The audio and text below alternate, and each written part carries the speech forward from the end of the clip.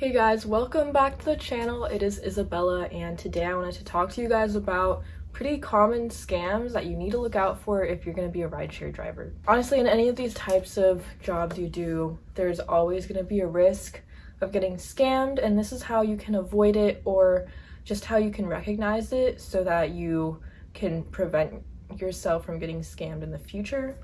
Or you know exactly what to report back to whatever rideshare app that you're using. Before we get started, if you wanted to sign up to be a Lyft driver, you can use our special link below in the description to get a sign-up bonus or guarantee of up to $1,000. So who doesn't want $1,000? If you are interested in being a Lyft driver, definitely click the link down in the description. All right, so let's get started on these scams you have to avoid. This is a pretty common scam, but if you ever get a really suspicious phone call, it might not feel suspicious in the moment, but if you get a phone call from someone saying they're from like corporate of whatever rideshare app you're using while you're working, and they're being a little bit aggressive, saying that if you don't give them the login you could lose your job and this and that, or like you could get banned from the app.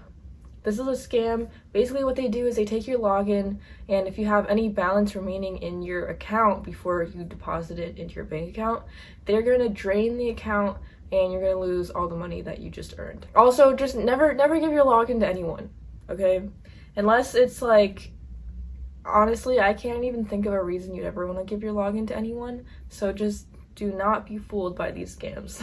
Another scam that is pretty common is when a passenger cancels mid-ride, and we actually have a lot of videos on the channel just of like skits showing different scenarios of when a passenger might cancel mid-ride and what to do if that does happen. So basically it's when you're in the middle of giving a passenger a ride and they cancel while you're in the car. They're hoping that you won't notice, or they'll just keep insisting that they did not cancel the ride and that it's just something wrong with the app. They do this because you'll either just be charged the cancellation fee, which is pretty cheap, like $5 or $10, rather than getting charged the entire ride, but then you as a driver don't get paid. So you definitely want to look out for that. If someone does cancel their trip mid-ride, you should probably just report that. Honestly, you can refuse them service, because if they're canceling the trip and it's not showing up on your app anymore, then you technically don't have to keep giving them a ride. So another common scam is when a passenger complains about the quality of service and it's very like unrealistic. They're basically just trying to get a free ride. Doing this is really bad for you as a driver because it can lower your rating, and you might even get reported to Uber or Lyft or whatever app that you're using. I mean, you'll probably still get paid, but it does suck just because it affects your like total rating negatively. Yeah, I don't know, it's just a really terrible thing for someone to do. Okay, another scam that passengers will do is the overcapacity scam. So it's when there's a group of people that need to get an Uber or Lyft and they know that there's way too many for a regular one and they didn't order an XL, so they'll either just try to sneak everyone in to the car or try to like negotiate with the driver and tell them like, oh no, like can we please just like let this one extra person in and like cram the back. Or they'll just keep canceling rides until they get a car that has like a third row of seats, because sometimes regular like UberX drivers will just have like larger cars that can accommodate more people. So if this does happen, because technically if you do have a car that can seat more than like 3 or 4 people, then you can qualify to be like an Uber XL driver, like Lyft XL, so you can get paid a little bit more.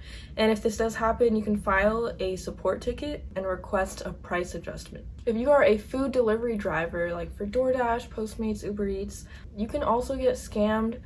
A lot of people will claim that their food never arrived, so it's always good to take a picture of the food you dropped off in front of the door so that you have proof that you did deliver. What sucks about this is that if one delivery person gets too many complaints about undelivered food, they can actually be deactivated and like banned from working for that, like doing DoorDash or whatever. Okay, so this is something you should watch out for if you're an Uber Eats driver, because Grubhub and Instacart actually disabled this feature. It's tip baiting, so the person who's ordering from you will, you know, start off leaving a really large tip, and then, because, you know, you have the option to leave a tip before your food is delivered, and then they'll either remove the tip or like greatly reduce the tip afterwards.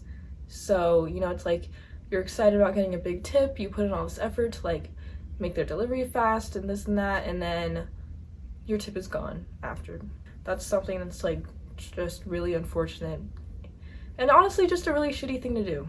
Those are some scams to avoid if you are a rideshare like delivery driver. I hope that this helped, and if you are a new driver, or even if you're an experienced driver and you just hadn't heard of these before, well, now you know, steer clear of these. You know, we don't want you losing your money or your job unnecessarily.